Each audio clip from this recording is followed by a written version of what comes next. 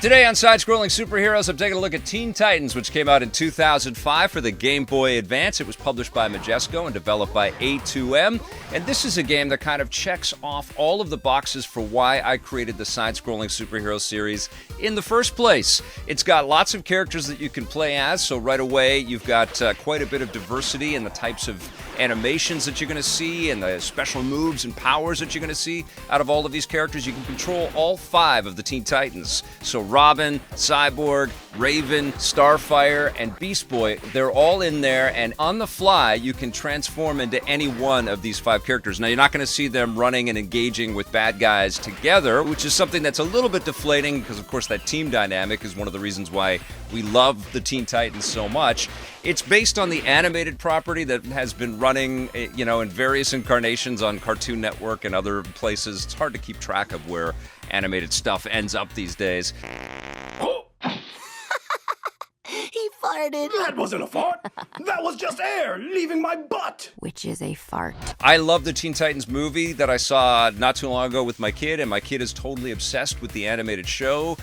So I keep mostly hearing very, very clever scripts being performed by fantastic actors coming off of her iPad, and I'm always laughing because they're done with such a great wink and such a great sense of humor and just a real intelligence, and it's so whip smart. And that's not really what you're going to get out of the little sort of dialogue bubbles that pop up in this game, but it certainly skews in that direction, and you certainly feel like that a lot of TLC went into crafting this cartridge, and there is a lot of very fine work in this game.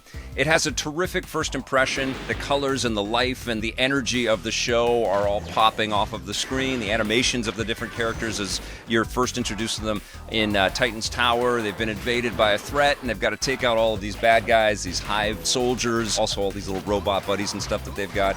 Got to take them all down. You've got to do things like get Robin to computer terminals, and he'll punch in the secret codes and unlock doors, or you'll transform Beast Boy into a bird and he'll fly through air ducts so that he can access some kind of a secret. You don't see them all fighting together on screen at the same time, which would have been amazing, but it's certainly filled with a lot of levity and a lot of great animation work, and the backgrounds look pretty damn cool, and the music is pretty high energy. So you start to fall in love with this game, which was kind of what I was feeling, because I remember really digging this game when I reviewed it on Reviews on the Run on my Game Boy Advance, and it felt like a great trip down memory lane, and also another one of these things that sort of underlines why this segment is so fun to do in this day and age. And I really did enjoy this game for the most part. It's not a very long game, and what you've got to do is fight through hordes and hordes of palette-swapped hive bad guys, and this is one of my complaints with this title.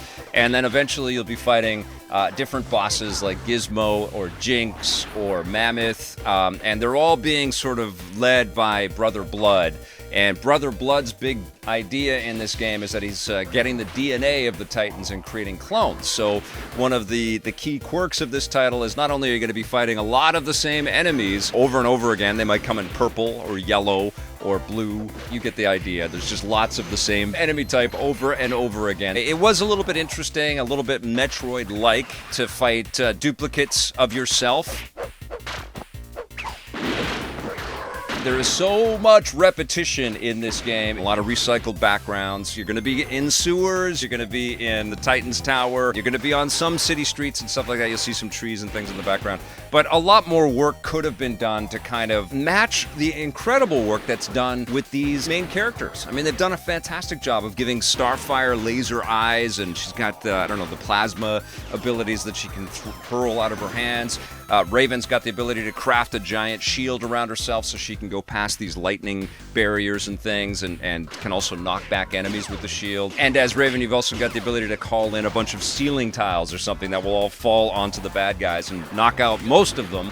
Robin's got his staff, and he's also got the ability to throw explosives and a pretty cool double jump. Cyborg's got the ability to throw a bunch of missiles out if he's in the air, and he's also got a laser projectile thing. And Beast Boy's fun, but it's pretty hard to kind of capitalize on the improvisational nature of the character and how much potential the character has. He could transform into a rhino, into a gorilla, and he transforms into a bird, and he can fly into all the different secret areas and stuff. You're collecting a bunch of Titans cards along the way, which unlock little extra extras like bios and stuff of the different characters that are featured within the game and the show. And that's about it. You're going to be doing a lot of the same stuff from beginning to end, and you're fighting a lot of the same looking bad guys. This game obviously had been paying close attention to a lot of the design of Metroidvanias out there, although it's nowhere near the quality or the caliber of the best of the Metroidvanias. And you know what? That's kind of problematic with this game because so much good work had been put into crafting something that was going to make fans of the show and these characters very happy, but they're just not given the level layouts or the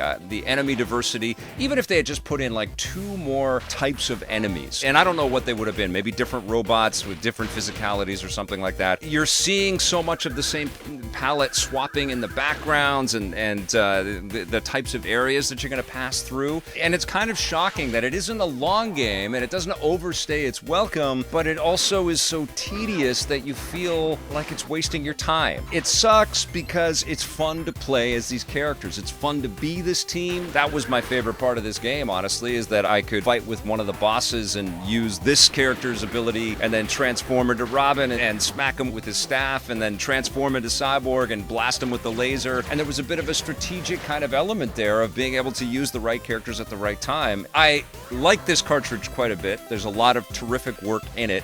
I think it's a great homage to the source material. It looks great. It looked great on the big screen. I played it on my big screen TV through the HDMI-equipped GameCube and the Game Boy Advance player. And thank you again to HDR-GB for that sucker. I use it all the time. And it looked great on the television. It sounded great, and it, you know, for the most part, it played great. It's just undone by the tedious reuse of enemy characters and environments. So in the end, it's cool, but it's also heartbreaking at the same time. I'm going to give Teen Titans for the Game Boy Advance a 7 out of 10.